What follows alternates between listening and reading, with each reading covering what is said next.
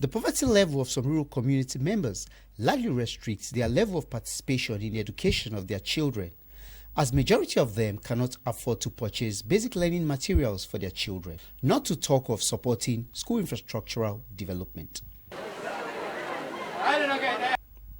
The challenge of poverty is one of the factors responsible for the increase in the number of out-of-school children, particularly in the northern part of Nigeria, and poses serious danger to the children and the nation at large.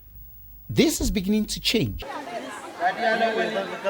as UNICEF'S cash transfer intervention of 8,000 naira every academic term is beginning to yield results. We go to house to get the mothers to send the girls to school. The idea is to encourage the learning of a child under the Educate a Child project in order to reach more than 31,000 child beneficiaries and their female caregivers in 4 years. This is already yielding positive results in Kebbi State. One good thing about the program, which is a social security net and a funding window in cash, is that the amount a caregiver or mother gets is dependent on the number of children she has. 45-year-old mother of 3, Hafsi Majida, is a native of MAIYAMA and one of the beneficiaries of the cash transfer program. She uses her social security net to purchase sheep and goats, which she rears as an occupation.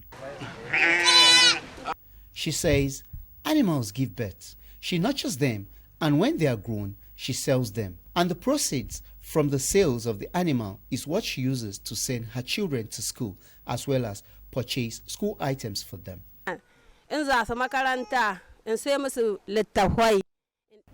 The proceeds from my business is what I use to buy books, uniforms, and shoes for my children. Just like Hafsi, Aisha Muhammadu, a mother of 5, is also a beneficiary of the program. She utilizes hers in trading of children and adult clothing and shoes. Her own line of business affords the community an opportunity to shop for some of the things they need within the community, rather than go to the market that is more than 20 kilometers away. You might be wondering what this mother of 4, Zubaida Mayyada, is doing. She is also a beneficiary of the cash transfer program. In her own case, before the intervention of UNICEF, she was only involved in the cultivation of crops, and life, she said, was not easy.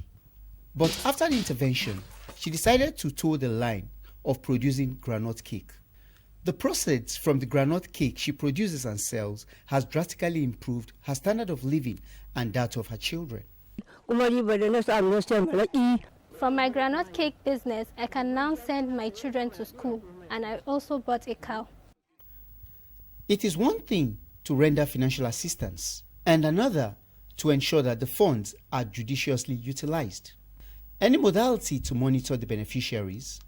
The State Ministry of Education in collaboration with SUBEB established a body called Project Implementation Unit of Cash Transfer, manned by 10 personnel, and these are professional technocrat directors coming from this side. They form a committee, they go out, they liaise with the bank, and they liaise with the community and the security at the local government education authority, and they devise the cash transfer through the assistance of the SBMC. And at the SBMC, we also monitor them through the civil society organization.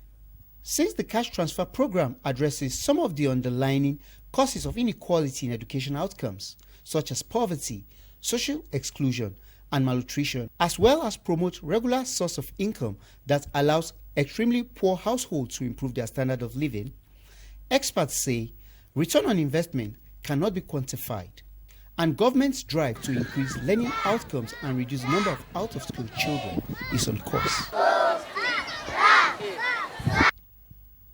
Olayinka Ojo, NTA News.